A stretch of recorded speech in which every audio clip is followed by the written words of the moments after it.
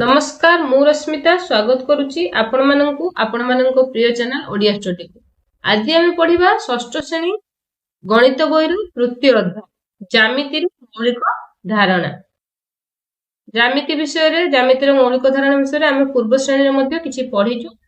वर्गचित्र आयत चित्र त्रिभुज विषय पूर्व आम तार शीर्षबिंदु बाहु कोण एसबू विषय पूर्व पढ़ीचे एवं वृत्त भलिया जो वक्र रेखार गठित चित्र गुड़िक विषय किसी जानिचु। तार केंद्र बिंदु तार शीर्ष तार आमर व्यासार्ध व्यास एसब विषय पूर्व पढ़ीचु से सब मन पकईबा। गोटे वर्गचित्र सरल रेखा सीधा रेखार गठित होता है।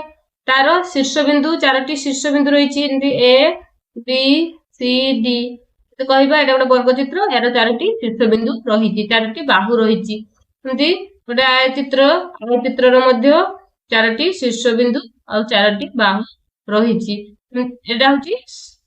सरल रेखार गठित। वृत्त कहले वृत्तटी वक्र रेखार गठित तार केंद्र बिंदु रही व्यासार्ध रही तार व्यास रही एसबू विषय पढ़िले।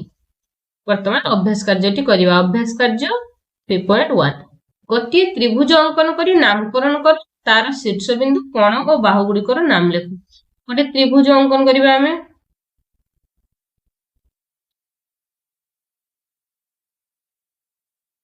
गोटे त्रिभुज अंकन कले तार शीर्षबिंदु नाम देदेले ए बी सी। शीर्षबिंदु कोटा ए जो शीर्ष रे जोटा अछि एटा होची तार शीर्ष बिंदु। तारे त्रिभुजर तीनोटी शीर्षबिंदु रही ए बी सी। तीनोटी शीर्षबिंदु रही ता नाम कोन ए बी सी। शीर्षबिंदु रो नाम कोन ए बी एमती कमा देकी लिखियो। तारे कोण गुडिक कोन रही कोण मध्ये तीनोटी रही कोण गुडिकर नाम होची कोण गुडिकर नाम कोण ए कोण बी कोण एमती कोण चिन्ह दे लिखियो सी कोण। बाहु गुडिकर नाम बाहु बाहु गुडिकर नाम ए त्रिभुजर तीनोटी बाहु रही गोटे हला बी सी बाहु ए सी बाहु और A B Bahu. A B बाहु बाहुर चिन्ह एमती दबो ए बी बी सी और ए सी बुझीला ए सी बाहु। एक नंबर सरला। बर्तमान 2 नंबर वृत्त रे तार व्यासार्ध केंद्र बिंदु दर्शाओ। गोटे वृत्त अंकन करिवा।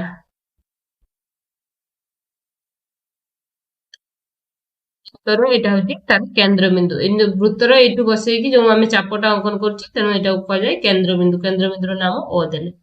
केंद्र बिंदु जो परिधि को छुईला ताको ओ ए देले एटा व्यासार्ध को जाय।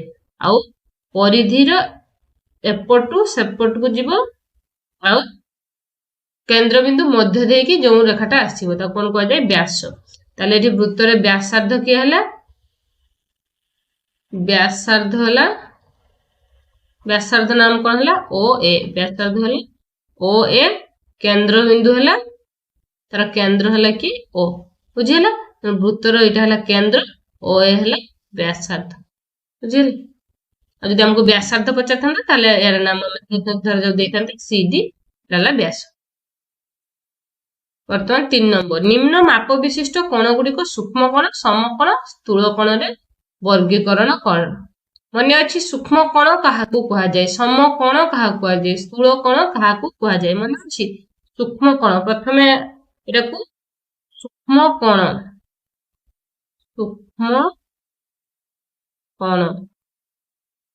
काहाकू कहा जाय सेटा को आगे रिकॉल करो। जेउ कोणर परिमाण 90 डिग्री रु कम ताहाकू सूक्ष्म कोण कहा जाय। जेउ परिमाण जेउ कोणर परिमाण 90 डिग्री रु कम ताहाकू सूक्ष्म कोण कहा जाय। सूक्ष्म कोण कहा जाय। ताले जेउ कोणर परिमाण 90 डिग्री रु कम ताहाकु सूक्ष्म कोण कुहाଯାଏ। समकोण सम अर्थ समान सूक्ष्म अर्थ सान जेउ कोणर परिमाण 90 डिग्री रु सान ताहाकु सूक्ष्म कोण कहला। समकोण जेउ कोणर परिमाण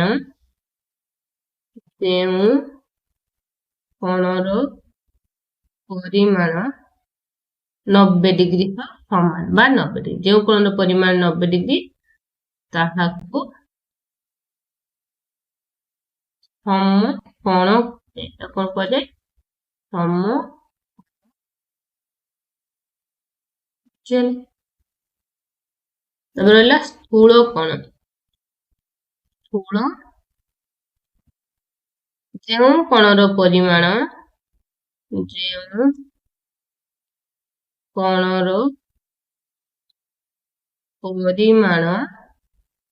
90 डिग्री रु बेसी 180 डिग्री रु कम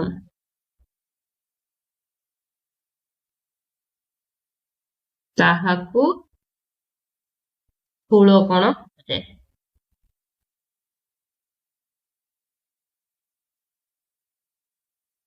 मने अछि ए सब कथा मने अछि। वर्तमान हमें बाछि परिबा कोनटा सूक्ष्म कोण कोनटा स्थूल कोण कोनटा समकोण बाछिबारे हमकु किछि असुविधा अछि ताले लिखिबा सूक्ष्म कोण गुडी कहला सूक्ष्म